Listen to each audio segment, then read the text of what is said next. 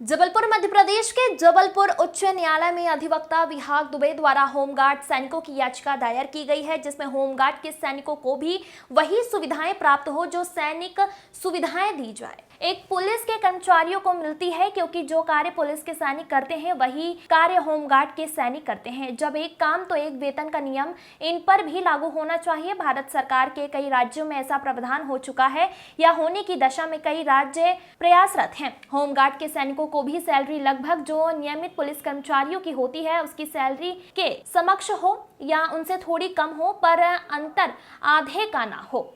इन लोगों की सैलरी लगभग 27,000 रुपए रहती है होमगार्ड के सैनिकों की, और वहीं पुलिस के जो कर्मचारी होते हैं उनकी सैलरी लगभग 45,000 रुपए होती है। और असमाय सैलरी में इतनी असमानता रहती है और काम जबकि दोनों के द्वारा एक ही प्रकार का किया जाता है। हमारे द्वारा यह कोशिश प्रयासरत है कि माननीय न्यायालय इसको ध्यान दे और उनको उचित न्याय देने की कोशिश करे। हमारे द्वारा एक होमगार्ड की याचिका माननीय उच्च न्यायालय में प्रस्तुत की गई थी। उस याचिका छिंदवाड़ा की याचिका थी।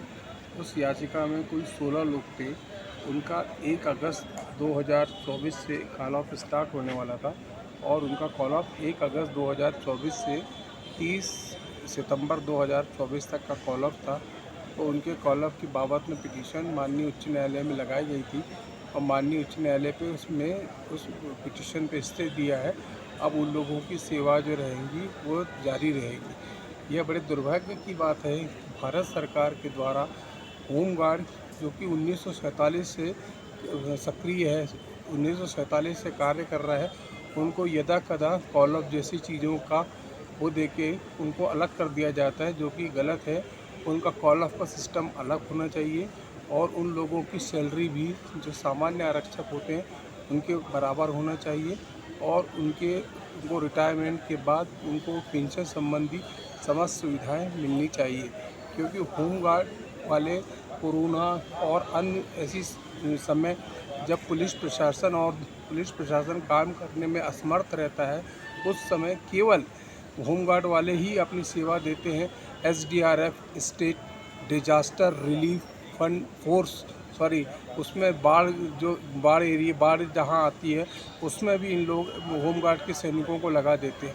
मेरा कहने का आशा ये है कि होमगार्ड के सैनिकों की सैलरी मात्र 27,000 रहती है और जो पुलिस के उनके समकक्ष जो पुलिस के अधिकारी रहते हैं उनकी सैलरी 52 या 53,000 रहती है। तो मेरा यह मानना है कि उनकी सैलरी बढ़ाना चाहिए, पहली चीज़। दूसरी चीज़, यदि उनको आप द्वितीय श्रेणी का रखते हैं या उनके साथ दोयम दर्जे का व्यवहार करते हैं, तो फिर जो SDRF जैसी चीज़ें होती हैं, बाढ़ग्रस्त जैसी चीज़ें होती हैं, उन पे उस समय उनकी सेवाएं नहीं लेना चाहिए। कोरोना के भीषण काल में केवल होमगार्ड वालों की ही सेवा ली गई थी। मेरा कहने का मतलब है कि होमगार्ड वाले जहाँ पे जहाँ पे कोरोना वायरस था वहाँ पे उन्हीं लोगों को उस जगह पे उनकी ड्यूटी लगाई जाती थी और बाकी लोगों की ड्यूटी नहीं लगाई जाती थी।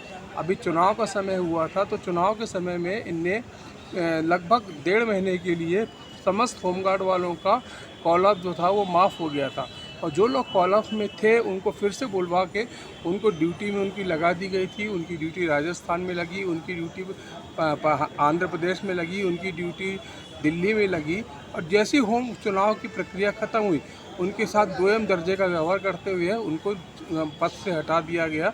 अतः मेरा यह मानना है कि होमगार्ड के सैनिकों के साथ वही व्यवहार होना चाहिए जो एक पुलिस के अधिकारी के साथ या पुलिस के कर्मचारी के साथ होता है।